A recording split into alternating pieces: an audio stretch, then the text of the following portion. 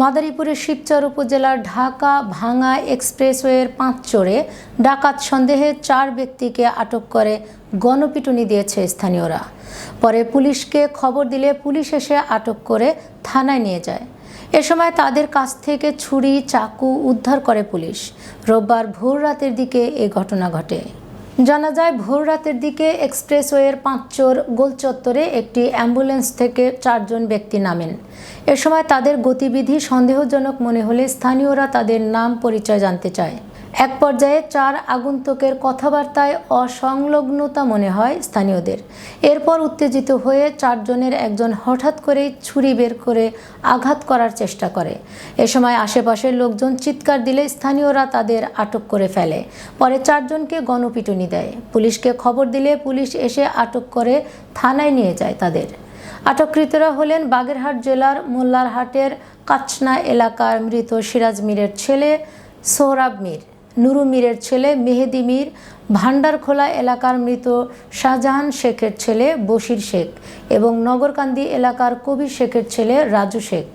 শিবচর থানার ভারপ্রাপ্ত কর্মকর্তা মোহাম্মদ রতন শেখ বলেন, ভোর রাত 4টা 20 মিনিটের দিকে পাঁচচর গোলচত্বর এলাকায় অ্যাম্বুলেন্স নিয়ে ডাকাত দল ডাকাতি করতে আসছে এ সন্দেহে স্থানীয় জনসাধারণ গণপিটুনি দেয়। খবর পেয়ে ডিউটিরত এসআই সালাউদ্দিন ও এসআই মিরাজ সহ পুলিশের একটি দল ঘটনাস্থল থেকে আহত অবস্থায় 4 জনকে উদ্ধার করে।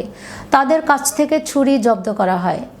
আহত অবস্থায় 4 জনকে পুলিশ হেফাজতে শিবচর উপজেলা স্বাস্থ্য কমপ্লেক্সে চিকিৎসা দেওয়া হয়েছে। আইনগত প্রক্রিয়া শেষে তাদের আদালতে প্রেরণ করা হবে। ডাকাত সন্দেহে গণপিটুনির শিকার হয়েছে এবং বর্তমানে শিবচর থানা পুলিশ হেফাজতে আছে। এই প্রসঙ্গে আপনাদের জানাচ্ছি যে সকালবেলা ভোর রাত্রে 4 জন লোক ওখানে ঘোরাফেরা করে একটা অ্যাম্বুলেন্স নিয়ে। ওখানের লোকজনের কথা যে একটা অ্যাম্বুলেন্স নিয়ে আসছিল, তারা 4 জন নাম ছিল। তাদের গতিবিধি, তাদেরকে সন্দেহ হওয়ায় তাকে যে স্থানীয় যারা আছে তাকে জিজ্ঞেস করে, তোমরা কি করে এখানে কি জন্য আসছো। কথা কাটাকাটির এক পর্যায়ে তারা তাদের কাছে থাকে একটা ছুরি বের করে। যে সময় ছুরি বের করে তখনই কিন্তু তাদের সন্দেহ হয় যে এরা সম্ভবত ডাকাত, তাদেরকে গণপিটুনি দেয়।